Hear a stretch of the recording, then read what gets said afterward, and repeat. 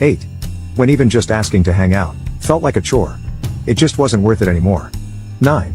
I would always be the one to initiate talking and taking part in activities together. I realized I was the only one putting effort in. 10. When she chose the night before my finals to confess to cheating. Ruined my final exams that semester.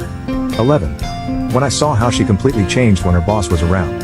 She became much more pleasant, flirty, and amenable.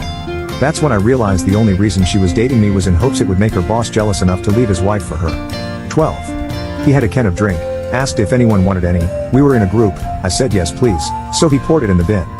Sounds minor, but this was the last thing after a lot of crap.